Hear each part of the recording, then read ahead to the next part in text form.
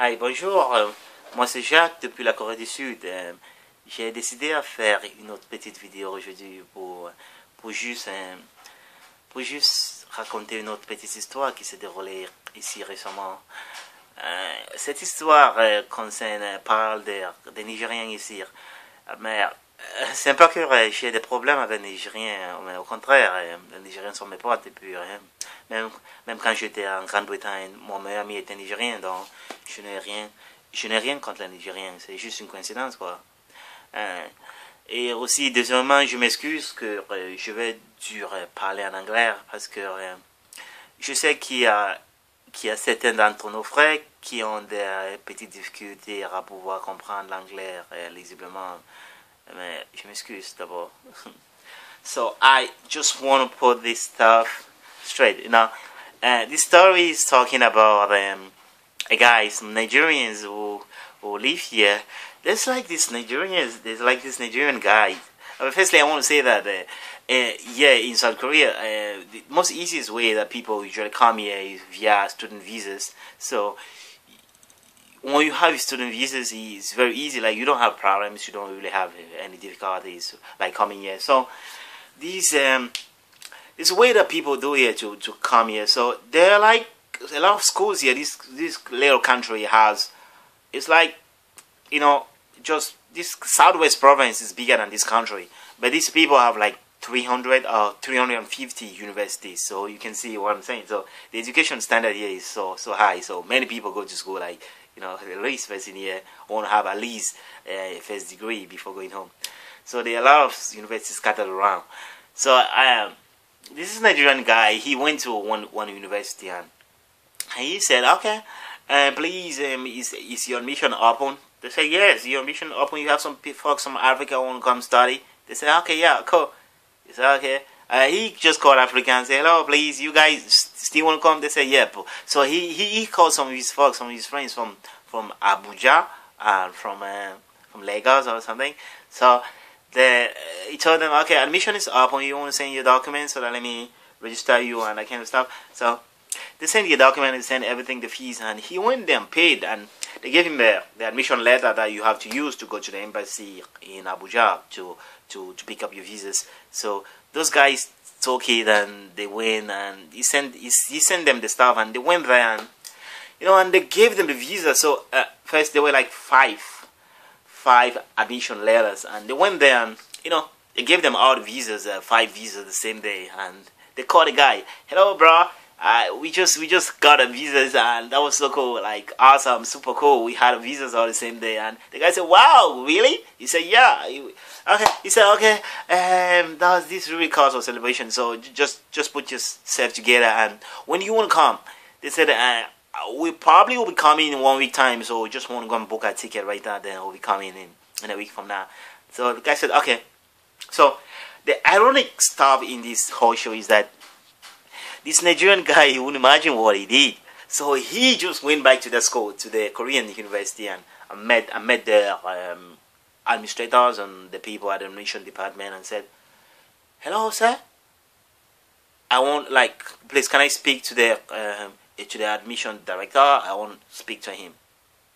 He said, "Please, I don't know what's the problem. I don't know what's your problem. I don't know what kind of score is this, please. Why, like, you guys have just put me in the big shit right now. I don't know what you guys did to me. Please, why didn't you tell me in the front?" They said, "Please calm down, sir. Calm down." He said, "What? Don't ask me to calm down. What kind of stuff is this? Did you just?" They said, "What's the problem, please? You like, can you speak to us?" They said, "The admission you gave to me, all the 5 admissions. Please, you didn't tell me that your school didn't have the authority to make to admit students out of your country. So look at the shit you just put me in." They said, "What's the problem?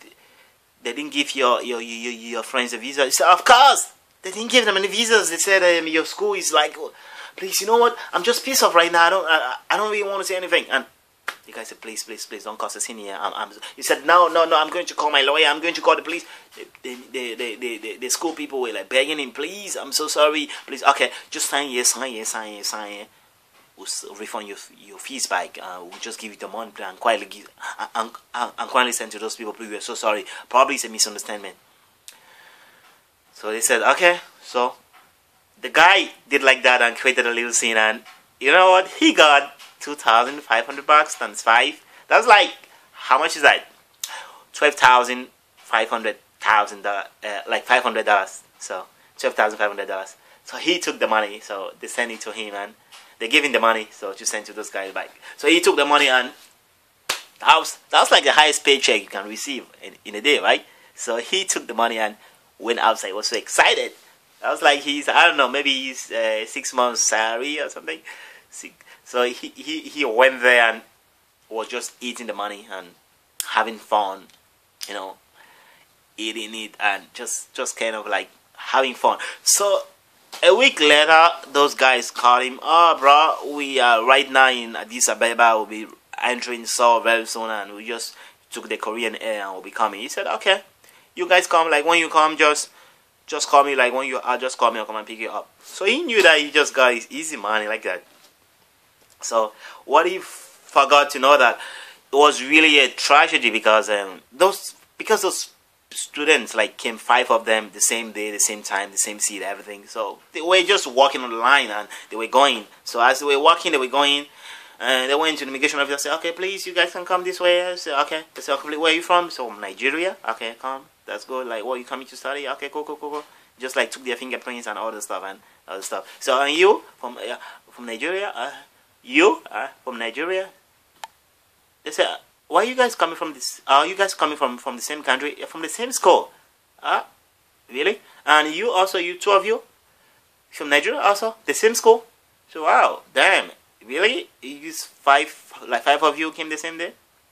So I don't know, like something just came in the immigration officer's head that, you know, let's just call the school to corroborate the evidence. Like he won't just want like find out if the school is expecting all those students, like just for procedural sake. So he just want to do all this stuff, and he called the school. Hello, please, and this is this university and this and that here. Please, can I speak to this? To the admission office, and do you know of any so student who will be coming here?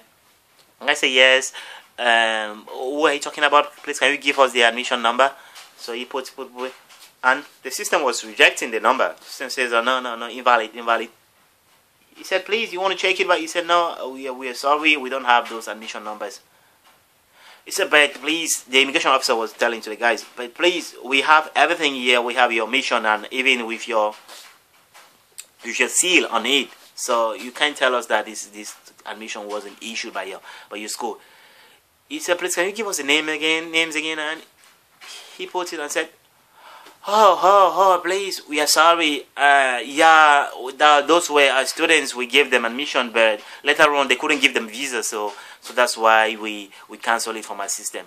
So really, they didn't give them a visa?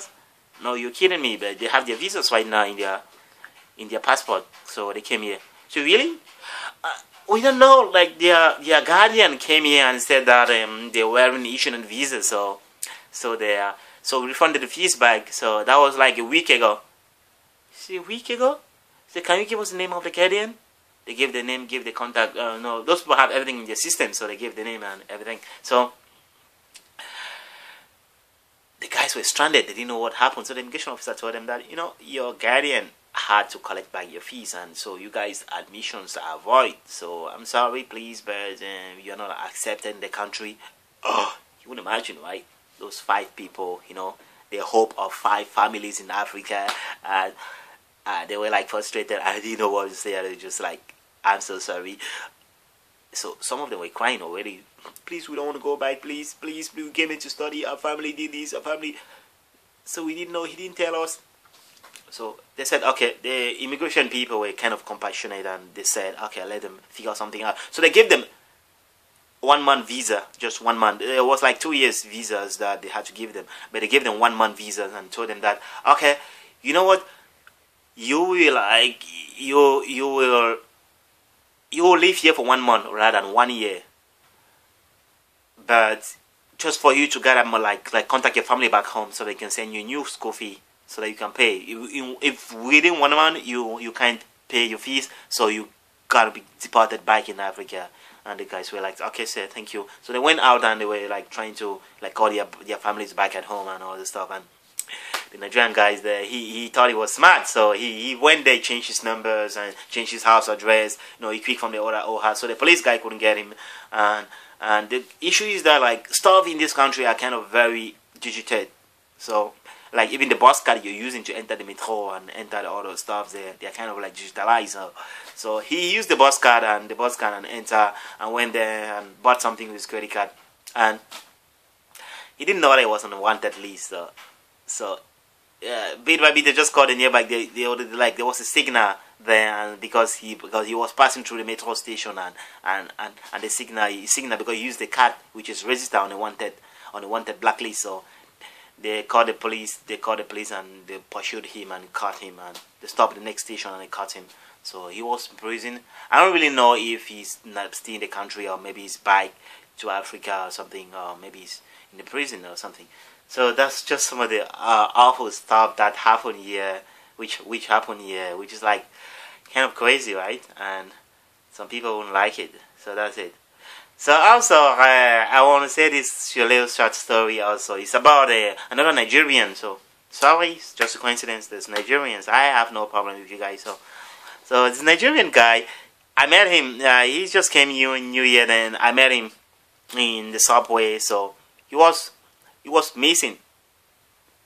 So he didn't know his way back home because the train stations here are kind of confusing sometimes. Because everything is written in Korean sometimes, but also it's written in English. But you really have to understand Korean before you can know that, okay, this is the way you have to go, that kind of stuff. So he got lost and he stopped me and we became friends. I showed him the way how to go. So he was telling me his story, what he came here. And he came here just a week ago and that kind of stuff. So what happened, he came here on business conference visas. Like him and another guy, another Nigerian. It's so kind of unfortunate right now that the Nigerian also was deported. So he also had to be deported because the conference they came for, the conference deadline was already expired. So, and also more to that, like the conference guy, the conference fee wasn't paid. So they asked them at the airport, why wasn't the conference fee paid? Because you don't have any receipt of that and everything. He said, no, we said that we'll pay on an arrival, so that's why we came here. We have the money here to pay the conference fee, and that's why we just came here. They said, okay, but the conference just closed already, so why? So from every indication, they got to be deported, both of them. So they put them in the scene, in a little room there, and said, okay, you guys have to go in back. So they just put them there, they were like doing something. So I don't know what happened. The immigration officer received a little call that he won't go outside, so he was going outside. So as he was going outside, so he was just the only one in the little room. So he was going outside, like the brave Nigerian guy. This guy is very courageous. He has a fat hat, so big hat. He said, he just took his luggage and was just dragging his bike, following the guy, like following the immigration guy outside. But the immigration guy didn't know that there was somebody coming behind me. So as he was opening the door, and he was just going the other way, and the Nigerian guy also joined. So his friend who sat there was confused. He didn't know what was going on. But the guy was so smart, he didn't even tell his friend what he was doing. So he just, as the guy was opening the door, was going, him also like, because you have the key card, he put the key card and he opened the door and was going. So he also like, the door wasn't locked automatically yet, so he got some few seconds before he got closed. So as he was closing, like opening the door and was going, the Nigerian guy just opened the door also and just going behind him. And the Nigerian guy found himself outside in like what they call like arrivé, quoi. Arrivé, like where you see everybody coming and you're welcome and people are just dragging their bike. So he joined the crowd and was just going outside. So like someone who arrived safely and something, and his older brother was in the room there. He didn't know what's going on. So the guy just went outside and met everywhere and picked a cab. I took a cab and just went. So he's so smart. He knows what he's like waiting for him. He like 500 meters from the airport. He told the cab, you forgot something, please. Can you want to drop me? I won't pay. Like how much is it? Like $5. You remove the money and pay the money. So he paid the money and he changed now to another. He changed. I think it wasn't a cab he didn't, but he knew that they can find him through that cab or something. So he took the bus now. So he took the bus and after some few stops he dropped and after that he walked a bit. Then he went somewhere and took another little bus and went home and went where he was going. So he just found like one of his friends and just went like that. So the immigration guy came back in the room and said like, hello, where's your brother? I said, I don't know, sir. He was like following you, so I don't know. You guys were going somewhere. So really, was he following me? So yes, he was. Oh my God! Please, can I check the CCTV? He checked the CCTV and saw the guy was going. Call. He was like calling security, this and that. Check this number, check this taxi number, this by this number. They called the cab company. The cab company said, okay. They called the cab driver. The cab driver said, oh yeah, please, but I remember the guy. He paid me $5 and he just dropped some few meters away from this place. Then from there, they checked the CCTV camera from that area and saw that he took a bus. And they saw him entering a bus, but they couldn't, you can't really call a bus company because the bus company are big, and so many people enter the bus, so the bus driver really doesn't know who is who and who is not who, or kind of stuff. So that's how the guy found himself. So he met me and was just telling me his story. He said right now he's going to a factory and he's just gonna stay there. So the guy doesn't really have an entrance visas in his entrance stamp in his passport. So it's also funny. So the guy said he's going to a factory now. He's just gonna stay there and be working there until 5 years, until when he get tired, he just go to the police people that please cuff me. I want to go back home. He's just gonna pay any penalty and just go home. So some guys, oh my God, it's so funny because the guy who was just telling me, I was just smiling, I was just laughing. I said, man, that's good. I thank God you came back here. So he told me his friend was deported and he's back home right now, trying to gather the money he borrowed to pay back, and he's not going to go back until he works the money back. So that's just a little story I said I should gather and tell you guys. So c'est juste cette petite histoire que j'ai eu à vécure ici récemment, et puis j'ai dit de partager avec vous. Mais si vous la voyez un peu intéressante, bien, mais si c'est pas intéressant, pas de problème. Au revoir et à la prochaine. Bye bye.